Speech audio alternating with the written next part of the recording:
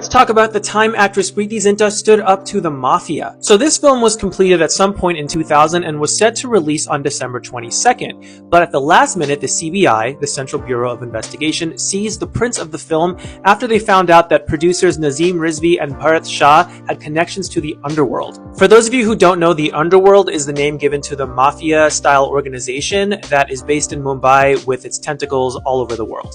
They used to have a stronghold on the movie industry by extorting money from actors and producers and directors, and sometimes they would even follow through on their threats, like in the case of Gulshan Kumar, and almost in the case of Rakesh Roshan, who survived a shooting after the huge success of Kaho Na Pyar Hai. As part of the evidence that led to the seizing of the prints of this film, police had been wiretapping Rizvi, Bharat Shah's phones, as well as the phones of many celebrities who had been contacted by Underworld phone numbers. Included in that group were Preity Zinta, Shah Rukh Khan, Sanjay Dutt, Mahesh Manjrekar, Anis Bazmi, a bunch of industry personalities, more than a dozen. Because these calls to Preity took place during the production of Chori Chori Chupke Chupke, and the person on the phone always knew exactly where she was, including the hotel room number, she was suspicious that somebody on set was feeding information to the Underworld. Here's Preity talking in more detail about the nature of these phone calls. First I thought it was like a crank call. So after one point, then every time the person would call me and say, we'll kill you or we'll do that, then I'd say, come to my country first. First enter my country, then I became a Fauji.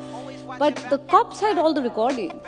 So when they asked me, I was like, yeah, it happened. Now, all the industry folks that were wiretapped had to give statements to the police because there was no denying that these calls took place. But things got super weird when this case went to trial. One by one, all of these men from the industry flipped on the stand, recanting what they had told police, thus becoming hostile witnesses. In the case of Shah Rukh, he first demanded a ton of police protection before he would even testify on the stand, and once he got to the stand, he claimed he could actually not even hear what was happening on his phone call to Rizvi. All of these men flipping on the stand was done completely without Preity Zinta's knowledge, so when she took the stand, she testified honestly, which is what you're supposed to do.